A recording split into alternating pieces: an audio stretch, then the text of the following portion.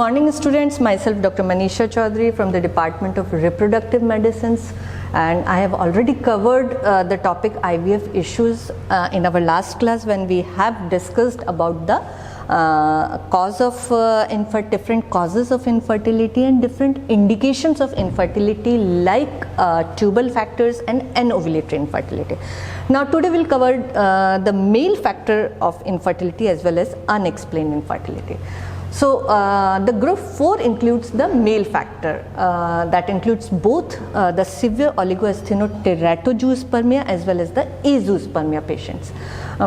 In mild OAS, say up to 10 to 20 million per ml, after 5 to 6 cycles of IUI, if the patient is not able to conceive, then the patient is referred to the ART. And while in moderate to severe oligoasthenoteratozoospermia, where the sperm count is less than 5 million with less than 40% motility and some compromise of the morphology, IVF is taken as a first choice of treatment, and IVF is usually combined with the ICSI. Then comes the azoospermia. If it is non-obstructive, in non-obstructive azoospermia, the option is the donor sperms, while in the obstructive azoospermia, we can retrieve the sperms from the testes or the epididymis by the different techniques like the PISA, MISA, TISA or TC. In cases of sexual or ejaculatory dysfunctions, in cases of impotency or spinal injuries, again we can collect the sperms by some electroejaculators, or if it failed, then we have to use the same sperm retrieval surgical techniques to obtain the sperms for the IVF procedures. Karyotyping and the genetic counseling is essential in cases of severe oligoasthenospermia as well as azoospermia, as the similar defect may be transmitted to the male offspring if it is genetic. And donor sperm is used in cases of non-obstructive azoospermia, means testicular causes of azoospermia like Sertoli cell only syndrome, maturation arrest or bilateral testicular atrophy. Group 5 includes unexplained infertility, and especially if the unexplained infertility is of more than 7 years. See, if it is of short duration, 3 to 5 years, the IUI is taken as the first modality of treatment. But if it is prolonged unexplained infertility and after a reasonable trial with the controlled ovarian stimulation and IUI, the patient comes in the category of IVF. So early decision can be taken as per the age of the wife, the affordability and the acceptability of the couple. IVF has a diagnostic advantage as well to assess the quality of the oocytes and the sperms as reflected in the fertilization and embryo quality. Suppose if there is fertilization failure, so it explains the cause of unexplained infertility. And up to 25% of patients, they show some kind of fertilization failure or problems. A meta-analysis concluded the cycle fecundity rate was better with the IVF up to 26% as compared to the IUI. So we can take early decision of IVF, especially if there are some additive factors like age of the patients and the duration, prolonged duration of unexplained infertility. We usually use soft stimulation protocols in the unexplained infertility as they are cost effective, and so in these soft stimulations we usually combine the oral ovulogens with the gonadotropins and may or may not add the estrogens in the later proliferative phase. Now we can categorize the patients according to the outcome. So there is favorable outcome, means better success rate with the IVF in the patients who are of less than 37 years of age, less than 7 years of infertility, who are having less than 10 milli-international units of per ml of FSH levels, means those who have moderate to good ovarian reserves with baseline AF enteric follicle counts more than 6. There is no adnexal lump, teomases, chocolate cysts, no adhesions or minimal adhesions, with the normal uterine and endometrial quality and with no previous history of IVF failure. While unfavorable category includes higher advanced age with prolonged duration of infertility, with poor ovarian reserves, and with some infective cause like tuberculosis is one of the important factor that affects the or compromise the results of IVF. Now, where to refer? The ICMR, Indian Council of Medical Research, and its guideline for the accreditation, supervision and regulation of the ART clinics in India has recommended 3 levels of infertility care, level 1, 2 and 3. The level 1 infertility care is given at the level of gynecologists or the physicians. Their role is to do the preliminary investigations like history taking, physical examination, routine investigation, semen analysis and the laparoscopic evaluation.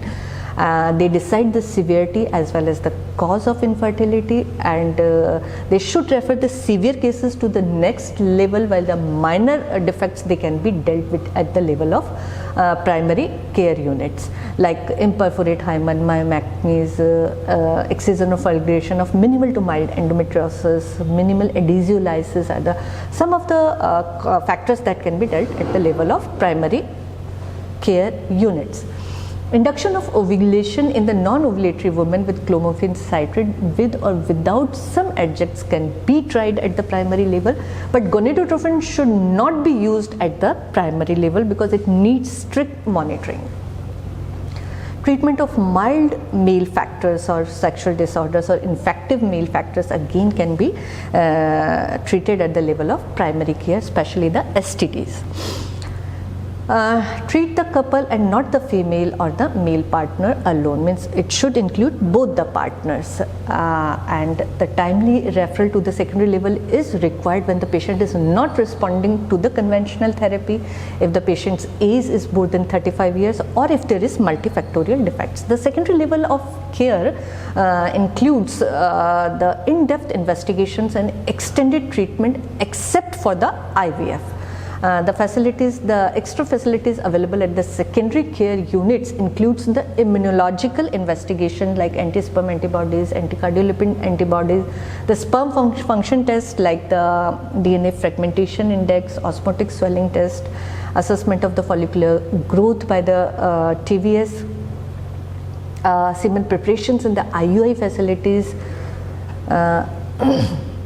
some advanced operative hysterolaparoscopic surgeries like complete septal resections, large endometriomas, large fibroids, hysteroscopic cannulations. These are some of the mode of treatment that are taken care of at the level of secondary level. Now, tertiary level or the tertiary infertility care units includes the diagnostic and the therapeutic treatment at the highest level of specialization, and they also provide the facilities for the ongoing clinical research in the field of human reproduction. The advanced diagnostic procedures for the male infertility includes the endocrine evaluation cases of severe male factor, sperm function test and sperm integrity test, the karyotyping means genetic evaluation of the male partner, and in cases of females the advanced diagnostic procedures include the endocrinal evaluation, genetic evaluations, 3D or 4D sonographic evaluations, and some challenge tests to give the final diagnosis of infertility. The advanced therapeutic procedures includes the IVF or the ART techniques that includes the ovulation induction with the gonadotropins with IUI, or in cases of severe factors IVF or IVF-ICSI can be done, and along with this sperm banking and embryo freezing facilities are also available at the tertiary care. How to refer? The patient should be referred on day 3 or 5 if the written investigations and the VHL has been done at the primary level, and post menstrual or the premenstrual if the VHL is required to be done for advanced therapeutic procedures. The counseling is also an important part of ART or IVF issues.